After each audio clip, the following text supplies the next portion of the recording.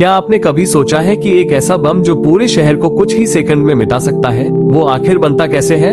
हम बात कर रहे हैं परमाणु बम की, इतिहास का सबसे विनाशकारी हथियार, जिसने सिर्फ 2 बार इस्तेमाल होकर पूरी दुनिया को डरा दिया और अब तक डराए हुए है।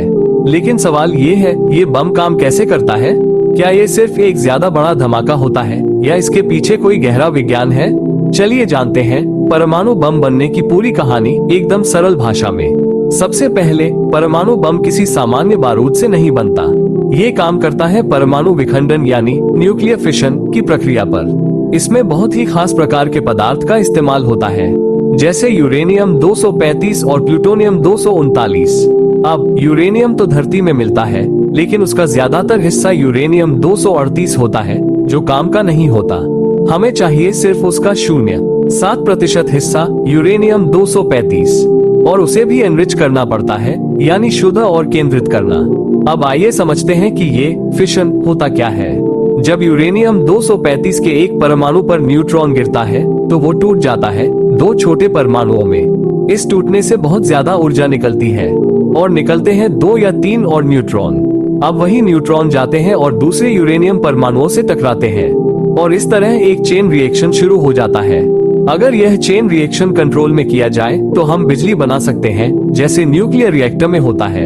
लेकिन अगर ये प्रक्रिया अनियंत्रित हो तो होता है धमाका, जिसे कहते हैं परमाणु विस्फोट। अब सवाल है, इस ऊर्जा को बम की शक्ल में कैसे इस्तेमाल किया जाता है? इसके लिए 2 डिजाइन इस्तेमाल होते हैं। पहला है गन टाइप डिजाइन। इसमें यूरेनियम के 2 हिस्से होते हैं। एक हिस्से को जबरदस्त गति से दूसरे हिस्से से टकराया जाता है, जैसे गोली मारते हैं। ये दोनों मिलकर क्रिटिकल मास बनाते हैं और उसी पल चेन रिएक्शन शुरू हो जाता है। दूसरा है इम्प्लोजन डिजाइन। इसमें प्लूटोनियम के गोले को चारों ओर से एक साथ अंदर की ओर दबाया जाता है। इससे प्लूटोनियम की घनता अचानक बढ़ती है और फिर एक बेहद शक्तिशाली चेन रिएक्शन शुरू हो जाता है। हिरोशिमा पर गिराया गया bomb Little Boy gun type design का था, और नागासाकी पर जो गिरा फैटमैन, वो इम्प्लोजन डिजाइन पर बना था। लेकिन क्या इसे बनाना आसान है? बिल्कुल नहीं। परमाणु बम बनाना सिर्फ फिजिक्स का खेल नहीं, ये है टेक्नोलॉजी, इंजीनियरिंग और अरबों की लागत का मामला। यूरेनियम को एनरिच करना बेहद कठिन और संवेदनशील प्रक्रिया है। प्लूटोनियम तो और भी जटिल तरीकों से बनता है, और फिर उसके लिए चाहिए सुपर कुशल वैज्ञानिक, सुरक्षा और मिसाइल जैसी डिलीवरी टेक्नोलॉजी। इसीलिए दुनिया में सिर्फ कुछ ही देशों के पास परमाणु हथियार है, जैसे अमेरिका, रूस, चीन, फ्रांस, भारत, पाकिस्तान, इजराइल और उत्तर कोरिया। अब आखिरी और सबसे अहम सवाल, क्या ऐसे बम जरूरी है?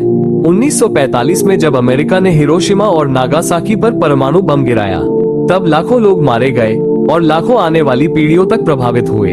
ये घटना सिर्फ विज्ञान की ताकत नहीं, बल्कि उसके पीछे जिम्मेदारी की कड़ी चेतावनी भी थी। आज जब हम विज्ञान को ऊर्जा, दवाइयों और स्पेस जैसी चीजों में इस्तेमाल कर रहे हैं, वहीं हमें ये भी समझना होगा कि ये वही विज्ञान है जो दुनिया को तबाह भी कर सकता है।